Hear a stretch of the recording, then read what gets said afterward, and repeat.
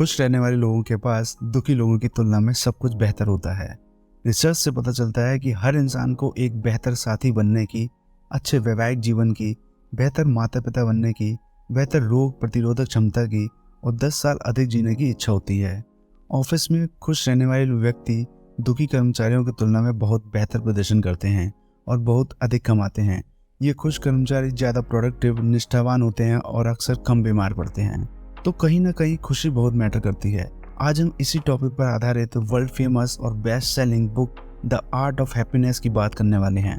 Art of happiness book दो अलग अलग लेखकों के अलग अलग दृष्टिकोणों से खुशी को देखती है। सबसे पहले मनोचिकित्सक हार्वर्ड कटलर इस पर वेस्टर्न पर्सपेक्टिव लाते हैं और तिब्बती बौद्ध धर्म के नेता 14वें दलाई लामा ईस्टर्न पर्सपेक्टिव ला रहे हैं। वीडियो को शुरू करने से पहले अगर आप चैनल पर नए हैं तो चैनल को सब्सक्राइब करना ना भूलिएगा, क्योंकि हम ऐसे ही अमेजिंग बुक्स की समरी इस चैनल पर लाते रहेंगे। आमतौर पर हम खुशियाँ कहाँ ढूंढते हैं? अपने दोस्तों में, फैमिली, ऑफिस, अपने बिजनेस या कॉलेज में, ये सारे एक्सटर्नल फैक्टर्स में। जबकि खुशियों का असली सोर्स एक्सटर्नल नहीं इंटरनल होता है। जब आपका मन अशांत होता है तो आपको चैन नहीं मिलता, खुशियाँ नहीं मिलती। क्यों? क्योंकि खुशी तो स्टेट ऑफ माइंड है जो अंदरूनी यानी इंटरनल हैप्पीनेस से मिलती है, बाहर से नहीं। अगर माइंड को ट्रेन कर लिया जाए तो हम हर हाल में खुश रह सकते हैं। एक्सटर्नल फैक्टर से बेशक थोड़ी देर के लिए खुशी मिल सकती है। आईफोन या महंगी गाड़ी मिलने पर आपको टेम्परेरी हैप्पीनेस का ठिकाना नहीं रहेगा, लेकिन अगर आप अंदर से खुश नहीं हैं तो फिर आपको आईफोन या ड्रीम स्पेसशिप कोई भी खुशी नहीं दे सकता। दुख का सारा खेल एक्सटर्नल फैक्टर या चीज़ों से नहीं होता, बल्कि ये हमारे थॉट्स, हमारी मेंटल स्टेट से जुड़ा होता है। गुस्से में दोस्त भी दुश्मन लगने लगते हैं, लेकिन अगर मूड अच्छा हो तो हम दुश्मन को भी दोस्त बना लेते हैं। इसलिए दिमाग को यह ट्रेनिंग देना बहुत जरूरी है। चलिए कुछ चैप्टर्स की हेल्प से समझने की कोशिश करते हैं। Number 1 chapter, the right of happiness. Dalai Lama का मानना है कि हमारी लाइफ का असली मकसद खुश रहना है। चाहे हम किसी धर्म को माने या ना माने, लेकिन हमारे जन्म से लेकर पूरी जिंदगी भर हम सब एक ही चीज़ की तलाश में होते हैं, खुशी।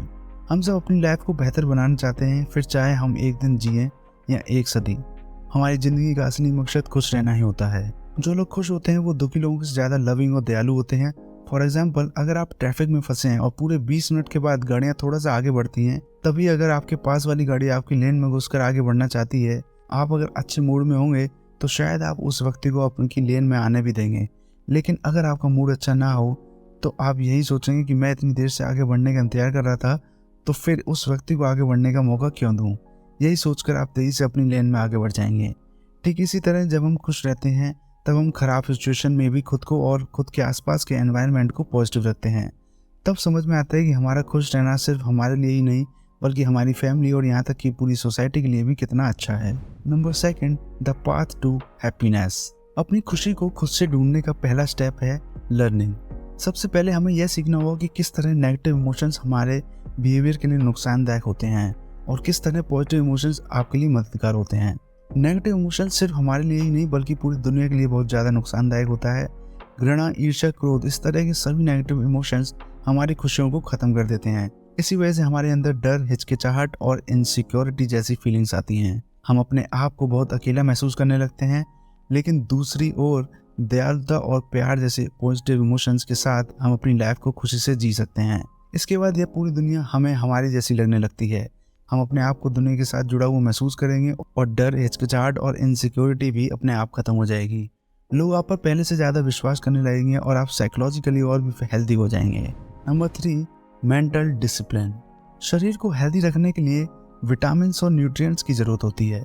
इसी तरह हमेशा खुश कैसे रहा जाता है, यह सीखने के लिए बहुत से मेथड्स की ज़रूरत होती है। अगर नेगेटिव इमोशंस को ओवरकम करना है तो सबसे पहले हमें यह समझना होगा ये काम ना तो 1 या 2 बार में हो सकता है और ना ही किसी एक टेक्निक को अपनाने से होगा। जैसे मान लीजिए आप जब कहीं बाहर जाते हैं तब एक क्लाइमेट से दूसरे क्लाइमेट में चेंजेस होते हैं और हमारे शरीर को इस नए एनवायरनमेंट को अडेप्ट करने में थोड़ा समय लगता है। उसी तरह जब हम अपने माइंड को नेगेटिव मेंटल स्टेट से पॉजिटिव मेंटल स्टेट में बदलते हैं तो उसमें भी थोड़ा सा समय लगता है। रोज़ सुबह उठकर खुद से कहें कि मैं आज के दिन को वेस्ट नहीं होने दूंगा, पूरा दिन एक पॉजिटिव अप्रोच के साथ पहले से बेहतर तरीके से जीऊँगा। रात को सोने से पहले अपने आप से पूछना होगा कि क्या मैंने आज का दिन वैसे ही बिताया जैसे मैंने सोचा था। इसको रोज करते हुए धीरे धीरे आप अपने माइंड के पॉजिटिव एस्पेक्ट को मजबूत करते जाएंगे। इस दुनिया में कोई भी ऐसा काम नहीं है जिसे ट्रेनिंग और प्रैक्टिस से आसान ना बनाया जा सके। ट्रेनिंग और प्रैक्टिस की मदद से हम खुद में बड़े बड़े चेंजेस ला सकते हैं। Number 4, ethical discipline. Ethical behaviour यानी नैतिकता और इनर डिसिप्लिन दोनों ही हमारी लाइफ को बेहतर बनाते हैं। इन दोनों को मिलाकर कहते हैं एथिकल डिसिप्लिन। अपने सेल्फ डिसिप्लिन को हमें अपनी नेगेटिव क्वालिटीज को ओवरकम करने के लिए ही अप्लाई करना चाहिए। Number 5, importance of education in life. किसी भी समस्या का समाधान निकालने के लिए हमारी नॉलेज हमारे काम आती है। इस नॉलेज को पाने के अलग अलग लेवल्स होते हैं। फॉर एग्जाम्पल, स्टोन एज में इंसानों को खाना कैसे पकाते हैं यह नहीं पता था, इसलिए वो जंगली जानवरों की तरह खाते थे। जैसे जैसे समय बीता, इंसानों ने प्रोग्रेस करके खाना कैसे पकाया जाता है यह सीखा, जिससे उन्होंने आगे अलग अलग तरह की डिशेस बनाना सीखा। जितनी अच्छी हमारी नॉलेज होगी उतनी अच्छे तरीके से हम अपनी लाइफ को जी पाएंगे। हमें अपने बिहेवियर के लॉन्ग टर्म और शॉर्ट टर्म कॉन्सिक्वेंसेस को भी कंपेयर करना चाहिए। जैसे गुस्सा तो सभी प्राणियों को आता है, लेकिन जंगली जानवरों को यह नहीं पता होता कि गुस्सा उनके लिए हानिकारक है। हम इंसानों को यह बात पता होती है कि गुस्सा हमारे लिए हानिकारक है, क्योंकि हमें इस बात की नॉलेज होती है। इसी तरह जितना ज़्यादा हम जानेंगे कौन सी चीज़ें हमारे जीवन में खुशी लाती हैं और कौन सी चीज़ें दुख लाती हैं, उतनी ही ज़्यादा अच्छे तरीके से हम अपनी लाइफ को जिएंगे। लेकिन आज के समाज में एक समस्या है, लोग समझते हैं कि एजुकेशन हमें सिर्फ चालाक बनने में काम आती है, जबकि नॉलेज और एजुकेशन का असली काम है हमारी लाइफ में डिसिप्लिन लाना। जब हम अपने इंटेलिजेंस से खुद को अंदर से बदलते हैं, तभी हम नॉलेज का सही इस्तेमाल कर पाएंगे। Number 6, what is spirituality. लोगों का ये मानना है कि नास्तिक लोग आध्यात्मिक नहीं हो सकते, लेकिन दलाई लामा कहते हैं कि आपका धर्म क्या है या आपका कोई धर्म है भी या नहीं, ये महत्वपूर्ण नहीं है। अगर कुछ इम्पोर्टेंट है तो वो है बेसिक आध्यात्मिकता में विश्वास, जैसे दयालु होना, एक अच्छा इंसान बनना और एक दूसरे की परवाह करना। दुख से डील करने का हर एक का अपना अपना तरीका होता है। उदाहरण के लिए, किसी व्यक्ति के लिए आध्यात्मिक का मतलब यह होगा कि वो हर चीज के पीछे छिपे मतलब को ढूंढे। परिस्थिति अच्छी हो या खराब, दोनों से कुछ ना कुछ सीखें, ताकि वो सीख को अपने और दूसरों के भले के लिए इस्तेमाल कर सके। आप भी खुद से पूछें कि आध्यात्मिक होने का मतलब क्या है। अगर कोई और हमें आध्यात्मिकता का मतलब समझाए तो उसकी बात को सच नहीं मान लेना चाहिए, बल्कि खुद से सवाल पूछकर समझने की कोशिश करनी है, पता लगाना है कि आपके लिए आध्यात्मिकता का मतलब आखिर है क्या। Number 7, change is the only constant. जब दलाई लामा दुख के बारे में बताते हैं कि लोग दुख को अस्वाभाविक समझ लेने की गलती कर देते हैं। दुख जीवन का एक हिस्सा है, लेकिन लोग इस बात को अस्वीकार कर देते हैं, खुद को पीड़ित बताकर किसी और को दोषी ठहराने लगते हैं, जबकि असलियत में कोई दोषी नहीं होता है। सिर्फ एक चीज़ है जो स्थायी होती है, वो है बदलाव। हमें भूतकाल में की हुई बातों को पीछे छोड़ना होगा।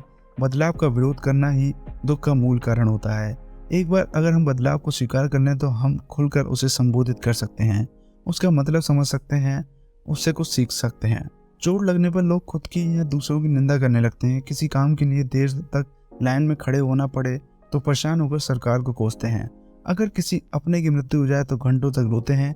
लेकिन जब आप बदलाव को स्वीकार कर लेते हैं तब आपकी प्रगति होती है। आप शांत होते हैं और परिस्थिति को बदलते हैं। यही वो राह है जो उन्हें खुशी की तरफ ले जाती है। Number 8, be honest about your limits. आत्मविश्वास को बढ़ाने के अलग अलग तरीके होते हैं। ज़्यादातर तरीके ऐसे होते हैं जिनमें हम खुद को चुनौती देते हैं, मगर दलाई लामा का दृष्टिकोण इससे बहुत अलग है। वे कहते हैं कि हमें सीमाओं का पता होना चाहिए, हम क्या कर सकते हैं और क्या नहीं कर सकते हैं। इस बात को लेकर हमें अपने और दूसरे लोगों के साथ ईमानदार रहना चाहिए। अगर आप इस बात को जानकर सेटिस्फाइड हैं कि आप सब कुछ नहीं कर सकते हैं, तो इस बात को आप सबके सामने आसानी से मान सकते हैं। बाहरी आत्मविश्वास लाने के बजाय आप सच्चाई के रास्ते पर चलकर अंदर से ही आत्मविश्वास ला सकते हैं। अपनी सीमाओं के साथ संतुष्ट होने से पहले यह जानना चाहिए कि हमारी सीमाएं क्या हैं। इसके लिए आत्म जागरूकता की जरूरत होती है। आपको खुद का परीक्षण करना होगा, यानी यह जानना होगा कि कौन सा काम आप ज़्यादा अच्छे से कर पाते हैं, कौन सा काम अच्छे से नहीं कर पाते हैं। आपको अपनी ताकतों को पहचान कर उन्हें बढ़ाना होगा। हमेशा खुद के और दुनिया के साथ ईमानदार रहना होगा। तो दर्शकों, ये थी आर्ट ऑफ हैप्पीनेस बुक की हिंदी बुक समरी। ये एक ऐसी बुक है जो हर इंसान को अपनी लाइफ में सही मायने में खुश रहना सिखाती है। इसलिए मैं सजेस्ट करूंगा कि आप इस बुक को जरूर पूरी तरह से पढ़ें। इसे पढ़ने के लिए आप डिस्क्रिप्शन बॉक्स में दी गई लिंक पर क्लिक कर सकते हैं। चैनल को सब्सक्राइब करना ना भूलें और अगर वीडियो पसंद आए तो लाइक, कमेंट और शेयर जरूर कीजिएगा। अगर पसंद नहीं भी आए तो अपने सुझाव नीचे कमेंट में जरूर दीजिएगा, जिससे हम और बेहतर हो सकें। तो मिलते हैं अगली वीडियो में एक और नई बुक समरी के साथ। Thanks for watching.